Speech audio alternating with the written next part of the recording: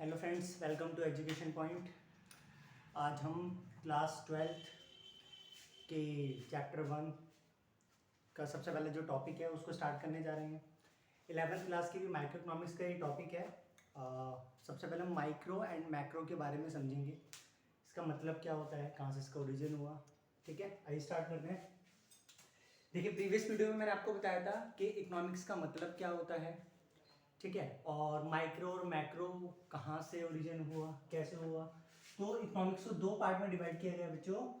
जैसे एक किया गया है माइक्रो इकोनॉमिक्स और एक है मैक्रो। ठीक है, माइक्रो मतलब व्यष्टि अर्थशास्त्र, व्यष्टि, मैक्रो समष्टि। ठीक है, और जो ये इसको दो पार्ट के अंदर जो डिवाइड किया गया था वो किया था 1933 में रैगनर फ्रिस्क।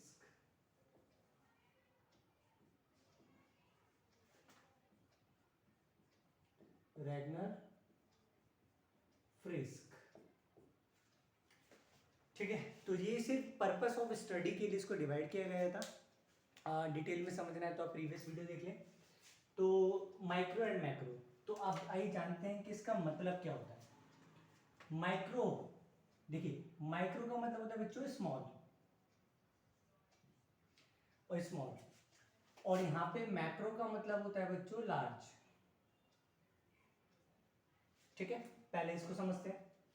माइक्रो, तो इकोनॉमिक्स मतलब मैंने आपको बताया था कि स्टडी ऑफ ह्यूमन बिहेवियर, कि जब हम ह्यूमन बिहेवियर के बारे में स्टडी करते हैं तो वो हमारा इकोनॉमिक्स होता है। तो उसको ही दो पार्ट में for the purpose of studies को डिवाइड किया गया। तो फर्स्ट हमारा माइक्रो इकोनॉमिक्स, माइक्रो का मतलब होता है स्मॉल। ठीक है, तो अब इसको समझेंगे कैसे। देखिए, ये जो वर्ड है ना माइक्रो, ये ग्रीक वर्ड से लिया गया है जो ग्रीक वर्ड, और ग्रीक वर्ड था हमारा माइक्रोज। ग्रीक वर्ड है हमारा माइक्रोज, और इस माइक्रोज का मतलब होता है बच्चों स्मॉल। कोई भी स्मॉल यूनिट, इसका मतलब होता है स्मॉल, कोई भी स्मॉल यूनिट। तो यहां पे माइक्रो इकोनॉमिक्स का मतलब क्या हुआ कि जब हम अपनी इकोनॉमिक प्रॉब्लम,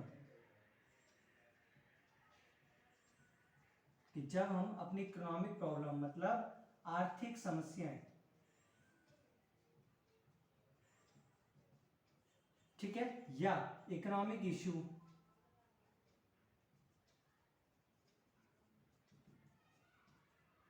मतलब आर्थिक मुद्दे,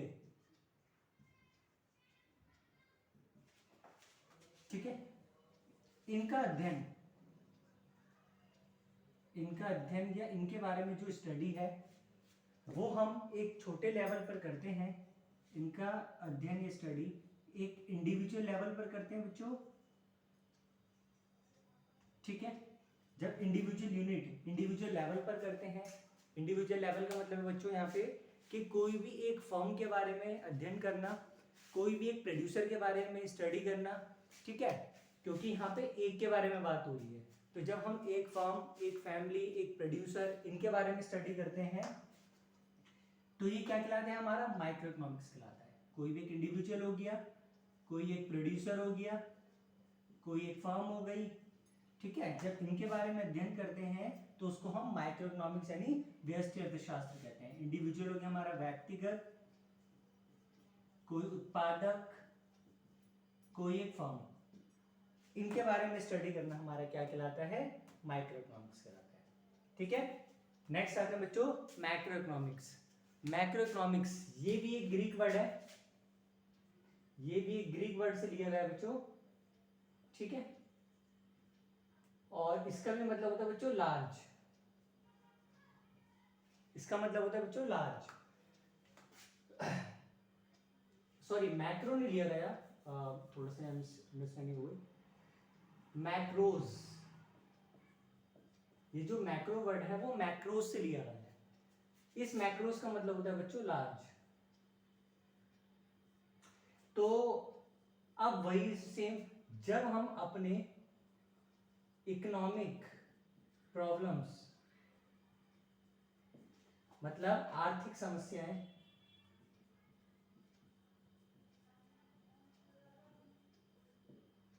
जब हम अपने इकोनॉमिक प्रॉब्लम यानी आर्थिक समस्याएं या economic issue,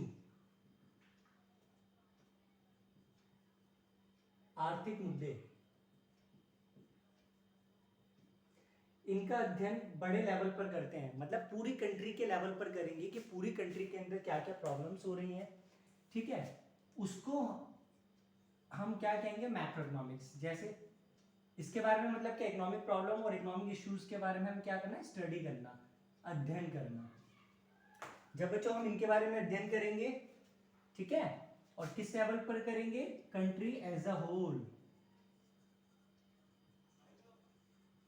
country as a whole, पूरे देश की समस्या के लिए करेंगे, मतलब पूरे देश के अंदर देखेंगे कि यहाँ पर क्या हो रहा है, कि जैसे हमारी कितनी अनएम्प्लॉयमेंट है, कितनी एम्प्लॉयमेंट है, कितनी महंगाई हो रही है, कितनी इन्फ्लेशन है ना, कि कितनी मतलब सस्ती हो रही है, सामान कितना सस्ता हो रहा है। तो जब इस सब के बारे में स्टडी किया जाएगा तो वो हमारा मैक्रो इकोनॉमिक्स कहलाएगा, ठीक है। आई होप ये समझ आया होगा आपको। स्क्रीनशॉट लेना है तो ले लीजिए। इसके बाद मैं आपको इसमें डिफरेंस कराऊंगा। इसमें पहले इसके कंपोनेंट्स करेंगे कि इन दोनों के कंपोनेंट्स कौन कौन से होते हैं, micro economics and macro economics के, देन फिर इसमें हम डिफरेंस करेंगे, ठीक है। देखिए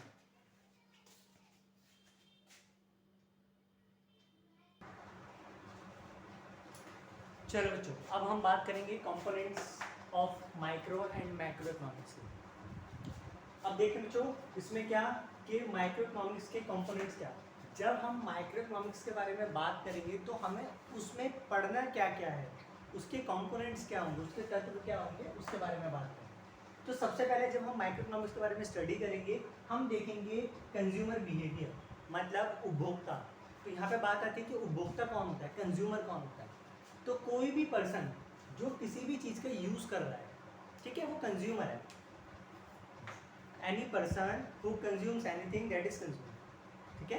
तो कोई भी पर्सन जो किसी भी चीज़ का यूज़ करता है वो कंज्यूमर है। मैंने बाजार से कुछ सामान खरीदा, उसका यूज़ मैं खुद कर रहा हूँ, तो मैं कंज्यूमर हूँ। तो कंज्यूमर की बिहेवियर के बारे में हमें इसमें स्टडी करनी है कि कंज्यूमर अपनी इनकम को किस तरीके से वो खर्च करेगा, ताकि खर्च करने के बाद वो अपना सेटिस्फैक्शन मैक्सिमम कर सके, अपनी संतुष्टि को अधिकतम कर सके। वो हम पढ़ेंगे माइक्रो इकोनॉमिक्स के अंदर, यानी थ्योरी ऑफ कंज्यूमर बिहेवियर के अंदर। ये कहते हैं थ्योरी ऑफ डिमांड। अगर कंज्यूमर है तो वो डिमांड भी करेगा, उसकी इनकम है वो डिमांड करेगा, सेम, तो दोनों सेम ही होते हैं। इसी के बारे में स्टडी करना माइक्रो इकोनॉमिक्स का कंपोनेंट है। नेक्स्ट आते हैं बच्चों थ्योरी ऑफ प्रोड्यूसर बिहेवियर।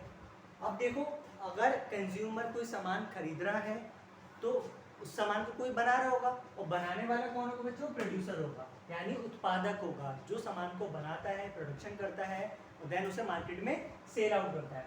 तो यहाँ पे प्रोड्यूसर अपने बारे में सोचेगा कि मैं किस तरीके से सामान बनाऊं, उस सामान को मार्केट में बेचूं और अपना प्रॉफिट मैक्सिमम कर सकूं। यहाँ पे वो अपना प्रॉफिट मैक्सिमाइज करेगा, मतलब लाभ अधिकतम कैसे कर सकेगा। यहाँ पे उत्पादक देखेगा, प्रोड्यूसर देखेगा, जबकि यहाँ पे कौन देखेगा बच्चों, थ्योरी ऑफ कंज्यूमर बिहेवियर के अंदर यहाँ पे कंज्यूमर देखेगा। वो क्या देखेगा कि अपनी संतुष्टि को अधिकतम कर सके, संतुष्टि को अधिकतम कर सके, मतलब सेटिस्फैक्शन, सेटिस्फैक्शन को क्या कर सके बच्चों, मैक्सिमम कर सके, ठीक है। और यहाँ पर प्रॉफिट मैक्सिमाइजेशन। उसके बाद देखेंगे बच्चों थ्योरी ऑफ प्राइस। यहाँ पर प्राइस के मतलब प्राइस कैसे होगा, ठीक है, हमारी गुड्स मार्केट और फैक्टर मार्केट के अंदर कि प्राइस कैसे निर्धारित किया जाएगा। तो गुड्स मार्केट और फैक्टर मार्केट, मतलब वस्तु बाजार और दूसरा साधन बाजार।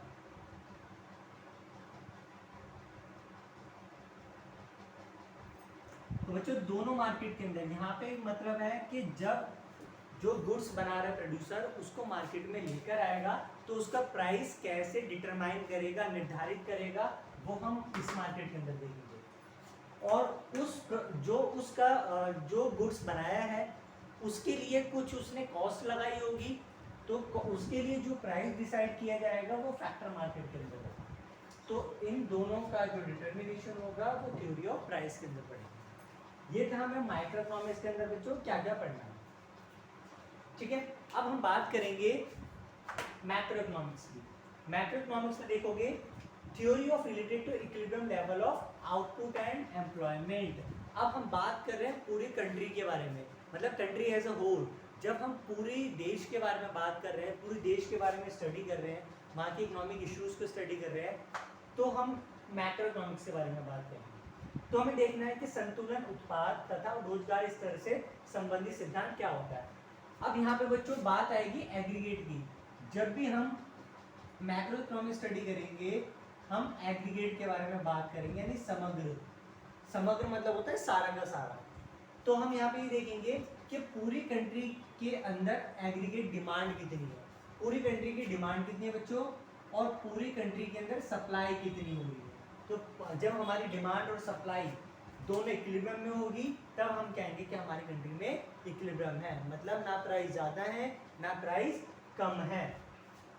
और यही बात हम आउटपुट के बारे में भी करेंगे बच्चों कि कितना आउटपुट हमारी कंट्री प्रोड्यूस कर रही है।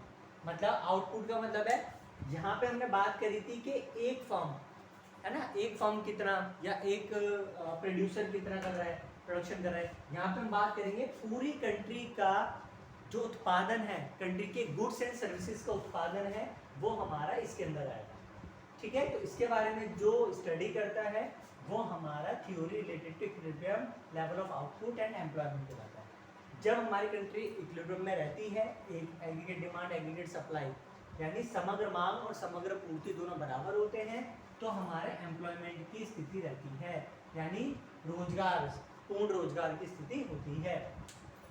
नेक्स्ट है बच्चों इसका दूसरा कंपोनेंट है theory related to inflationary and deflationary gap. जब ये इक्विलिब्रियम बिगड़ जाता है, जो हमारी कंट्री का इक्विलिब्रियम है एग्रीगेट डिमांड एग्रीगेट सप्लाई, जब ये बिगड़ जाता है तो बच्चों स्फीतिक यानी इन्फ्लेशन और अस्फीतिक मतलब डिफ्लेशनरी गैप, तो ये दोनों गैप आ जाते हैं।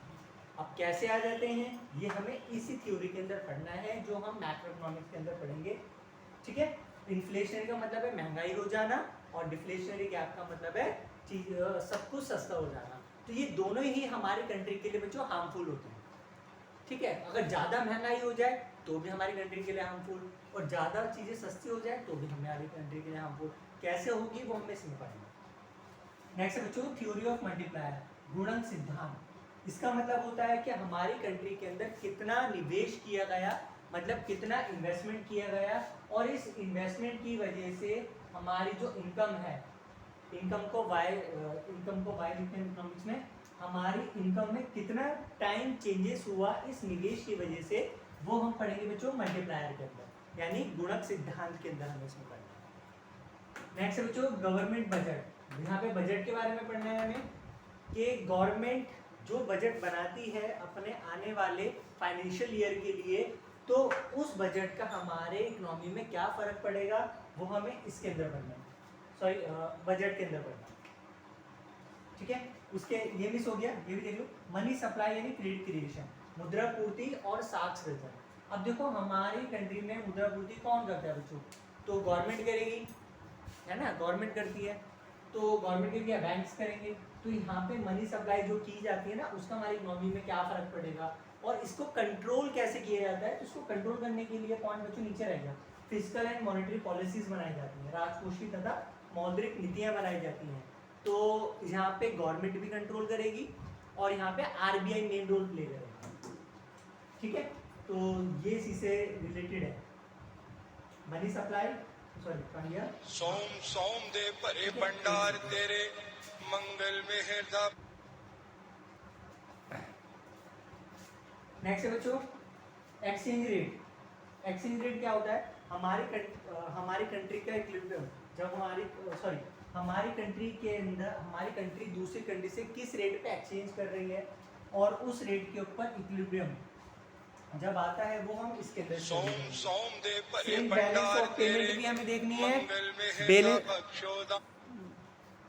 बैलेंस ऑफ पेमेंट का मतलब क्या है बच्चों यहाँ पे कि हमारी कंट्री की इकोनॉमिक एक्टिविटी कैसे कैसे हो रही है, क्या क्या हो रही है, वो हम इसके अंदर देखेंगे। ठीक है, तो ये सारे हमारे कंपोनेंट्स हैं।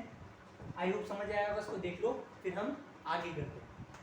आगे मतलब अब हम डिफरेंस करेंगे, माइक्रो एंड मैक्रो के अंदर डिफरेंस पढ़ेंगे। ठीक है।